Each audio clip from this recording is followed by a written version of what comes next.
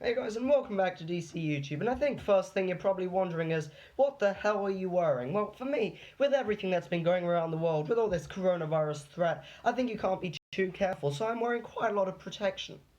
10 seconds of that, I've kind of realized how stupid I look. Doesn't matter, I'm protecting myself here, guys. So DC United beat Inter Miami 2-1 yesterday. I was there. It was a fun day out for the second half. Certainly not the first half, because that was a shocking performance in the first half. But I mean, we got the job done.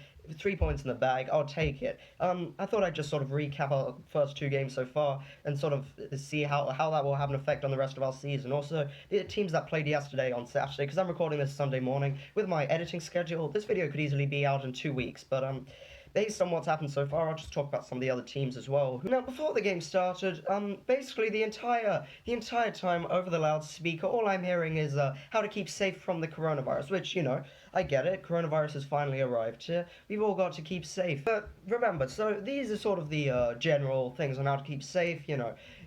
Always keep washing your hands, always sanitize, don't touch your face. Now, with that in mind, Inter Miami score after like 2 minutes with some absolutely shambolic defending. Yeah, it kind of seemed like the try-hard kid who takes the ball from his own half in PE soccer, dukes everyone, dukes the keeper and scores. It kind of looked a bit like that. You literally had one guy, I think it was, what's his name, Robinson from Inter Miami, take the ball from his own half, dribble, dribble, dribble, dribble, dribble, dribble, all the way to his own box. He then squares it, Pizarro scores. Now, remember, you shouldn't be touching your face, right? And then he proceeds to do this. Out of his feet, and then Morgan's cross perfect, and the trademark Joker celebration of Rodolfo Pizarro. He really is a clown for doing possibly the most coronavirus unfriendly celebration out there. They continued to batter us for the rest of that first half. We were really on the ropes. If they had just been a bit more lethal in front of goal, it could have been 2-3-0 down. We made the occasional half chance. Yamil Assad twice probably should have scored. Assad did then go on to score a penalty. I'll get to that. He didn't play too well for the rest of the game, though, and I think he will take time to adjust. I was saying this before the season as well. He didn't really have too much playing time before the start of the season. He hadn't played soccer in a very long time, so it will take time to adjust. Another player who probably will need some more time is Eric Sorga. Now, he had to come on because Ola Kamara got injured in about 15 minutes, and actually it does not look like a nice one. It looked like he may have done something to his hamstring or something, and that's not good. Those injuries, they take a while to recover from. But Eric Sorga, I feel like he will come good, but he needs experience, because this league is very different to the Estonian league, and he was having trouble out there. He was kind of getting bullied by those two centre-backs. Now, if we had actually lost this game, I probably would have made a 20-minute rant video on Olsen, but in all honesty, I don't think I even could have done that, because that defending was absolutely shocking. Now, we proceed to continue to play like that for the second half. It looks like they have scored a second goal. But then it turns out that VAR decides that, well, there was actually a handball in the lead-up. Then a lad actually gets sent off for it. Now this completely changes the game. In the ensuing free kick, we kind of bottle it at first. We put the ball back into the mixer. Flores gets taken down. Yeah, it's a clear penalty. Yamil Sad steps up, scores the penalty. In case you wanted to see it from a fan's perspective, with some absolutely terrifying screaming in the background. What's going on?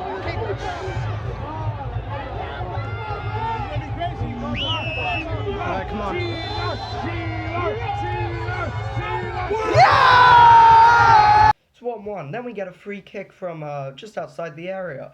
Flores hits it, crashes off the post. Then Briand, absolute peach of a volley into the back of the net. Now it's 2-1, and I don't know, maybe why don't we just ride this momentum, get 3-4 goals? I mean, it's 10-man Inter. They're clearly ruffled. Now, how about we'll just sit back and really damage those hearts even more to the lads who drink beers all day long. It was quite a lot of strain. It was really it was a tough one for everyone's heart out there. My word, it was a stressful last 5 minutes, especially. We hold out, first 3 points in the bag. A lot better than that absolute shocking performance against Colorado. I feel like Olsen probably did get his tactics a bit better. We had Gressel really playing as a winger, which is exactly what I wanted to see, because against Colorado, it was pretty much just as a central midfielder, playing way too deep. But here, we had Gressel out wide, Flores in the middle, able to pull the strings, though in the first half especially, he went missing just because we had none of the ball. Once we got the ball to him, in that second half, we looked so much better. Gressel had a great game. You could really see his ability on the ball. He played a few really nice balls into Eric Sorga. I hope that, especially, I hope that the tactics We play more like that because we have Cincinnati next up, and it's not going to be a game like Inter Miami. I sincerely hope that we don't go into that game and let them onto us from the first minute. And one thing I do want to say is this playing out from the back, it didn't work, okay? Because what ended up happening was we'd pass it out to Brian, Moreno, or Birnbaum. They'd pass it back to Hamid, and he'd just boot it. So there was no point. At least then we could just push everyone up, so then we can hit the ball up there. But no, it didn't really make too much sense, and there's some things we need to work on in training, because if you're going to play that playing out from the back, it needs to be fast. Now, what else is going on in the league? Well, Joseph Martinez has torn his ACL. It happened last week. He's out for the rest of the season, and this could be a major, major blow. Because Atlanta, I mean, even against Nashville, they didn't look too good ever since my man Martinez ended up doing that to his leg. A goalkeeper thought it would be a good idea to run out of his box and just catch the ball. MLS, please don't take me down for this. Atlanta also did go on to beat FC Cincinnati, though it was far from convincing. They went 2 goals up, then conceded, and were on the ropes for the rest of the game. Cincinnati were right on them like a pack of wolves. Well, they aren't the first team to struggle against Cincinnati, because remember last season when we couldn't even score against them when they were down to 9 men.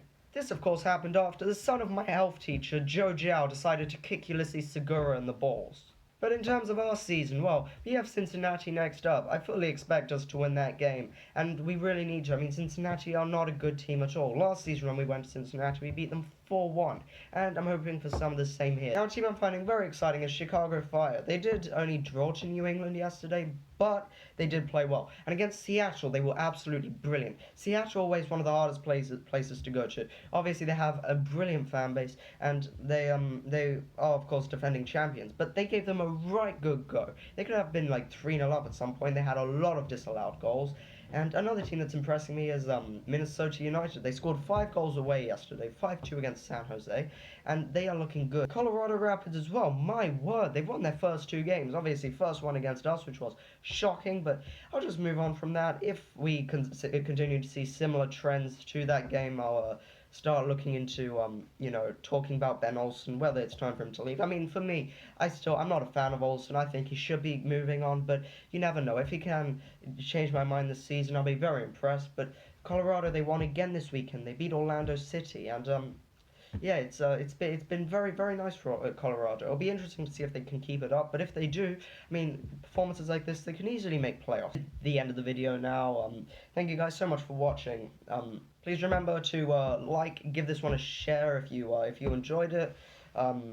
Subscribe if you're new to the channel. I'll have more videos out, hopefully. Thank you guys. I'll see you in a bit.